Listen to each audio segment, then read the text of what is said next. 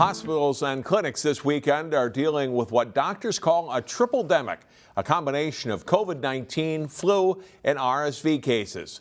Health experts say it's the worst flu season in decades. And to make matters worse, COVID-19 cases are on the rise again. The Hennepin Healthcare Clinic in Golden Valley is inundated with young patients suffering from COVID, flu, RSV, and other respiratory illnesses. We definitely have a backlog, certainly in our ER. We're seeing a lot of patients come through to the ER. And so that's why the clinics have opened extra visits for patients to be able to be seen, especially these pediatric patients, since that is such a high risk population.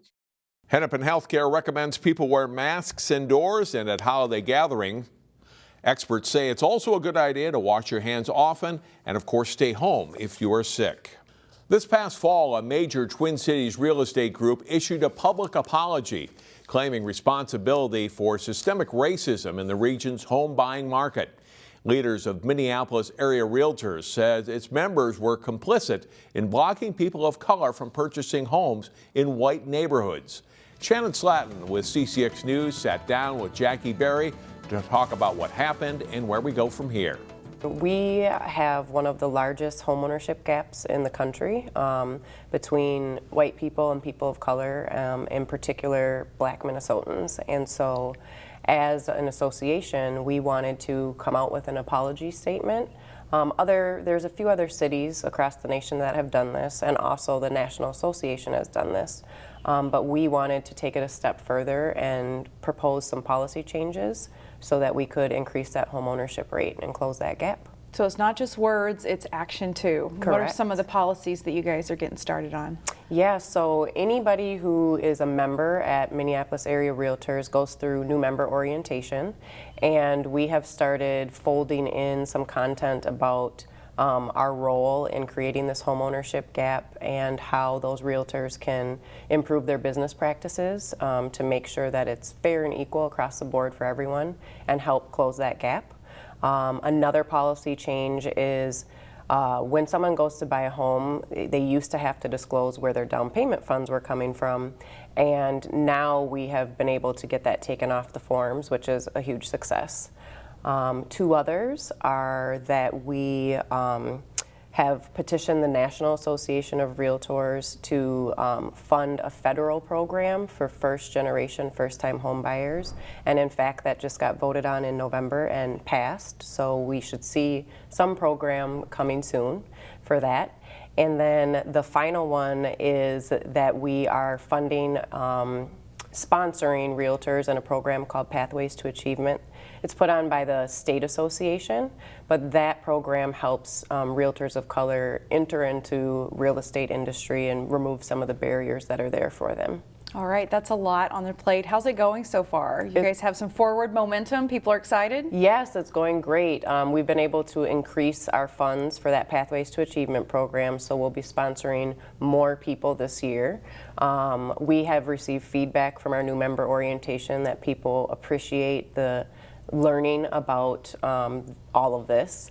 And then, as I said, it's exciting that at the national, federal level that they're seeing the value in the work we're doing and are backing it. Has this been rewarding for you to work on? Absolutely.